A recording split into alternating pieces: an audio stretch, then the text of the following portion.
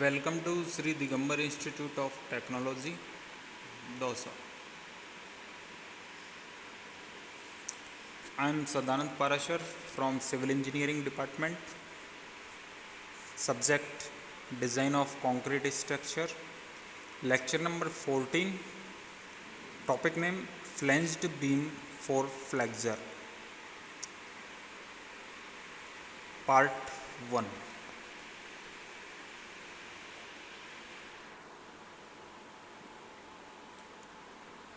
This is the diagram for bracing of elevated water tank.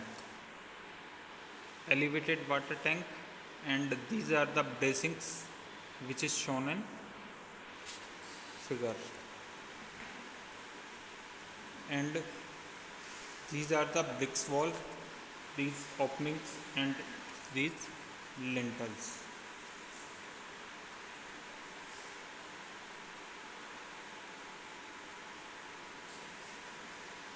Reinforced concrete slabs used in floors, roofs, and decks are most cast monolithic from the bottom of the beam to the top of the slab.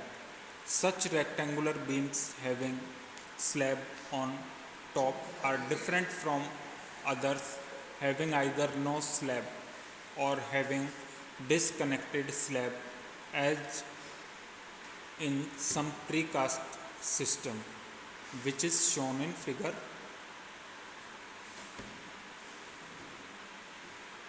Due to monolithic casting, beams and a part of the slab act together under the action of positive bending moment, that is between the support of continuous beam, the slab, up to a certain width greater than the width of the beam, forms the top part of the beam. Such beams having slab on top of the rectangular rib are designed as the flanged beam, either T or L type, depending on whether the slab is on both sides or on one side of the beam. Over the support of a continuous beam, the bending moment is negative and the slab therefore is in tension, while a part of the rectangular beam is in compression. The continuous beam at support is thus equivalent to a rectangular beam. Here we show that in this diagram, this is the T beam because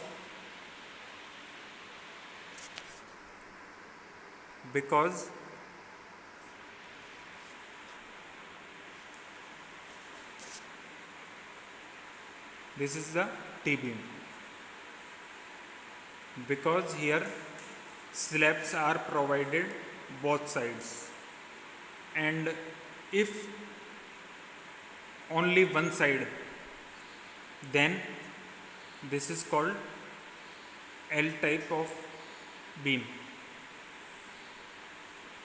In this chapter flanged beam, we discuss about two types of beam, T beam and L beam.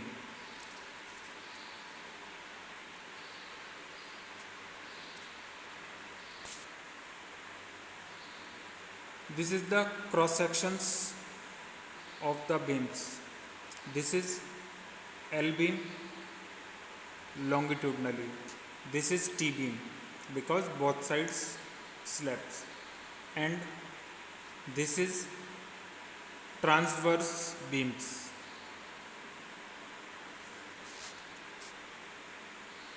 This is section 2-2.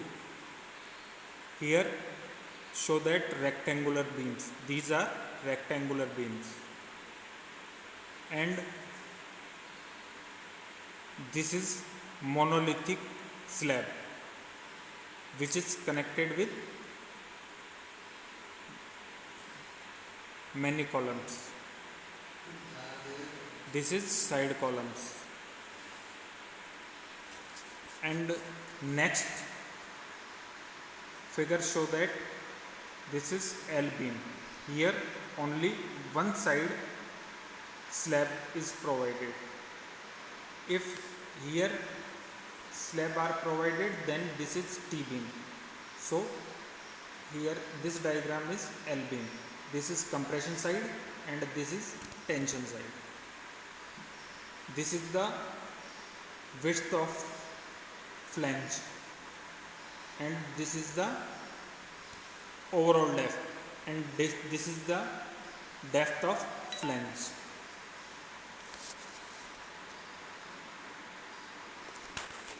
In this diagram,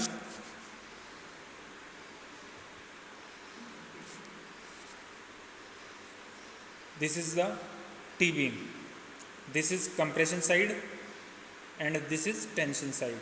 This is width of wave and this is width of flange. This is depth of flange and this dotted line is neutral axis.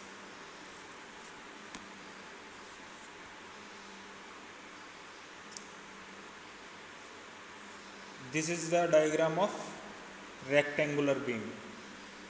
This is tension side, this is compression side, this is neutral axis and this is overall depth and this is width of wave.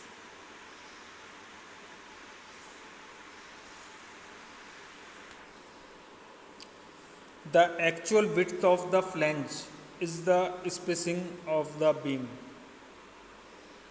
which is the same as the distance between the middle points of the adjacent spans of the slab, as shown in figure. In this figure, this show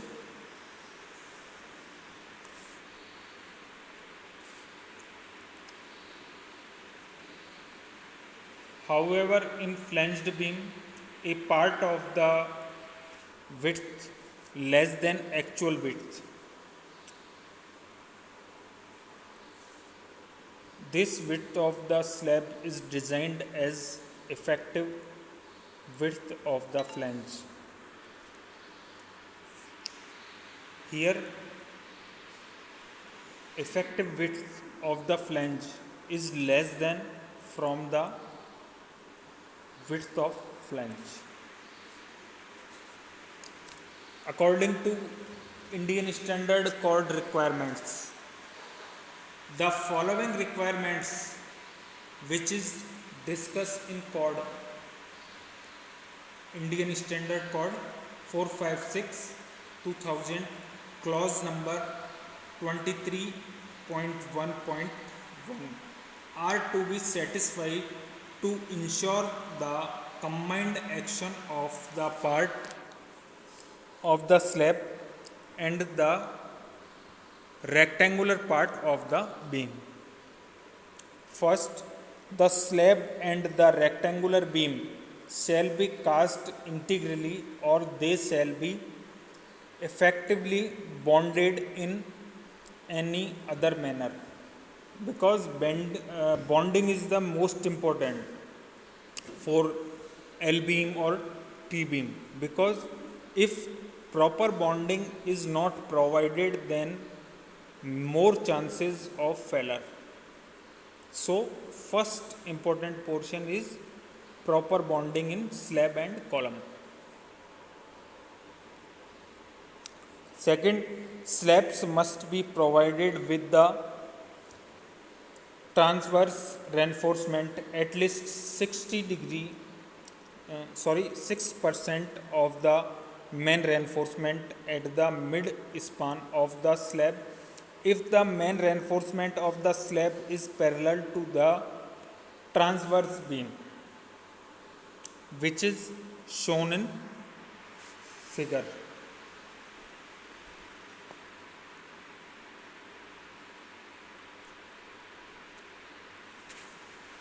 The variation of compressive stress along the actual width of the flange show that the compressive stress is more.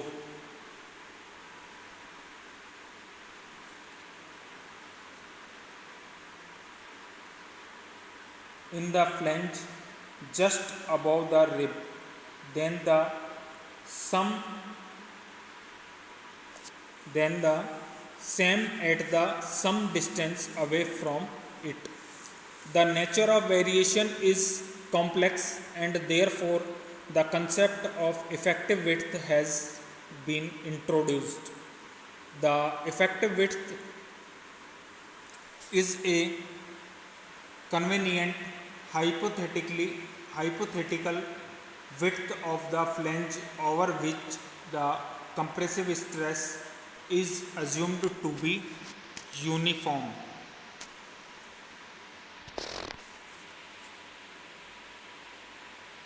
To give the same compressive force and as it would have been in case of the actual width with the true variation of compressive stress. IS code specifications, Indian Standard Code specifications, which is discussed in clause 23.1.2 of Indian Standard Code 456/2000. Specify the following effective width of T and L beams. For T beams, the lesser value of width of flange, which is the it show that in T beams which value we selected. So in both which value is less, we can selected which value. So first, width of flange equal to L0 by 6. L0 is effective length plus BW width of wave plus 6 DF. DF show here depth of flange.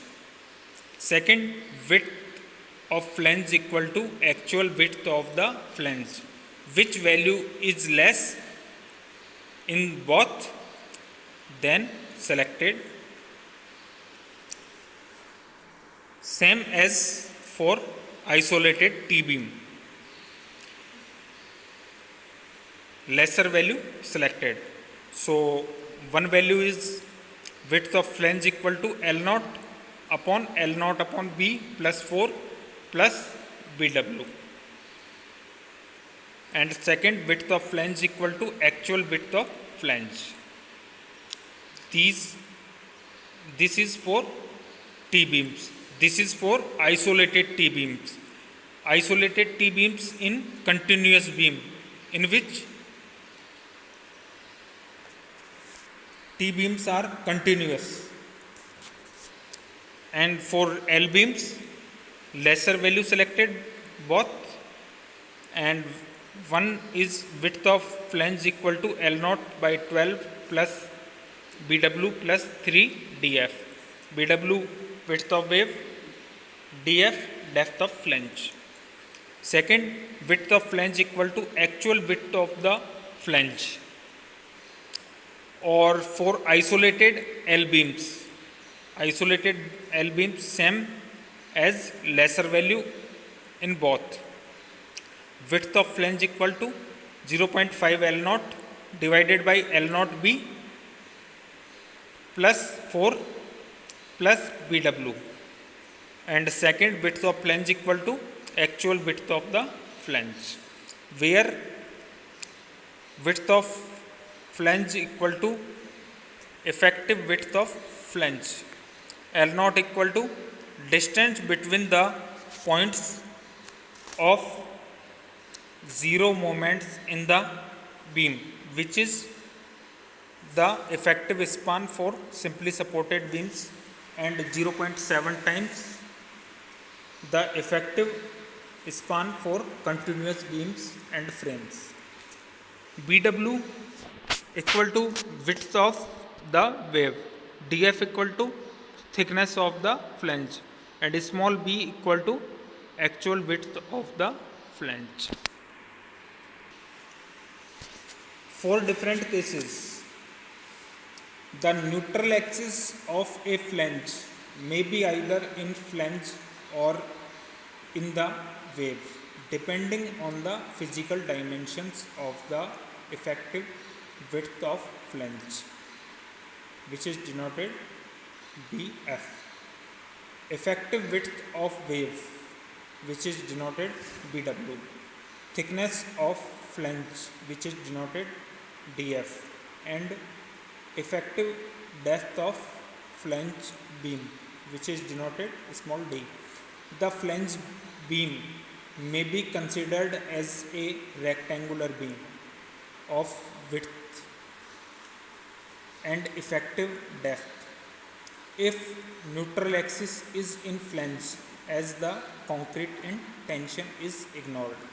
However, if the neutral axis is in the wave, the compression is taken by the flange and a part of the beam.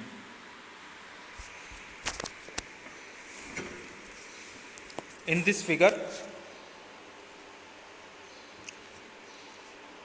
T-beam, and if many cases are here, if neutral axis is in flange, then the tension side ignore, and if neutral axis here, then tension side is assumed. This is the strain diagram.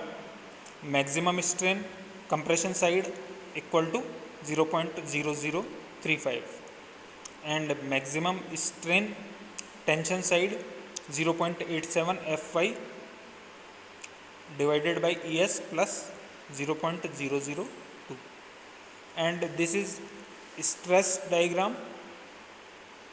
Maximum stress compression side is 0.446 FCK and tension side 0.87 Fy. All the assumptions made in section are also applicable for the flanged beam, as the compressive stress remain constant between the strain of 0.002 and 0.0035. Here strain is constant in these values, in these values. It is important to find the depth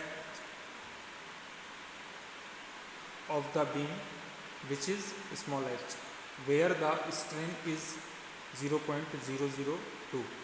If it is located in the wave, the whole of flange will be under the constant stress level of 0.446 FCK. The following gives the relation of dF and d to facilitate the determinants of the depth h, where the strain will be 0.002. From the strain diagram, this diagram, we can solve mathematically this portion divided by this portion, this portion divided by this portion. So we can solve from the strain diagram,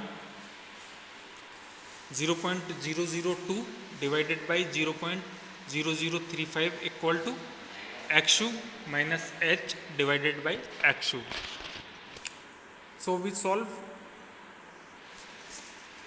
H by XU equal to 3 by 7 equal to 0.43.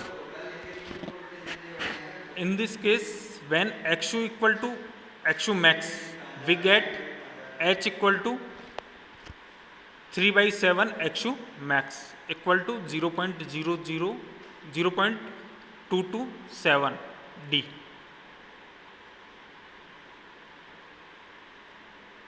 And 0.205 D and 0.197 D for Fe 250, Fe 415 and Fe 500 respectively.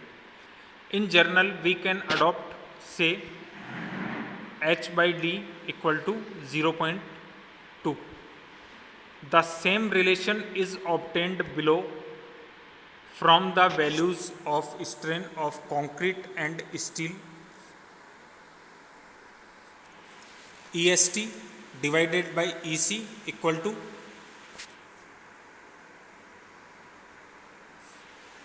D minus XU divided by XU. So we can written as D by XU equal to EST plus EC divided by EC. These values are, we can solve above here, EST, EC, and so dividing equation 1 and 3. So we can put H by D equal to 0.0015 divided by EST plus 0.0035. Using EST equal to 0.87 Fy divided by ES plus 0.002 in the above equation, we get H by D equal to 0.227 for Fe 250 and we get H by D 0.205 for Fe 415 and 0.197 for Fe 500, and we can adopt H by D equal to 0.2. Thus we get the same H by D equal to 0.2. It is now clear that the three values of H are around 0.2 D for the three grades of steel, which is Fe 250, Fe 415 and Fe 500. The maximum value of H may be DF. At the bottom of the flange where the strain will be 0.002, if DF divided by small d equal to 0.2. This reveals that the thickness of the flange may be considered small if df by d does not exceed 0.2, and in that case the position of the fiber of 0.002 strain will be in the wave and the entire flange will be under a constant compressive stress of 0.446 FCK. On the other hand, if df is greater than 0.2 d, the position of the fiber of 0.002 strain will be in the flange. In that case, a part of the slab will have the constant stress of 0.446 FCK, where the strain will be more than 0.002. Thus, in the balanced and over reinforced flanged beam, when XU equal to XU max, the ratio of dF by D is important to determine if the rectangular stress block is for the full depth of the flange, which is dF by D does not exceed 0.2 of for a part of the flange, when dF by D greater than 0.2. Similarly, for the under reinforced flanged beams, the ratio of dF by XU is considered in place of dF by D. If dF by XU does not exceed 0.43, the constant stress block is for the full depth of the flange. If dF by XU greater than 0.43, the constant stress block is for a part of the depth of the flange. Here we will discuss three conditions: under reinforced, balanced section and over reinforced. Thank you.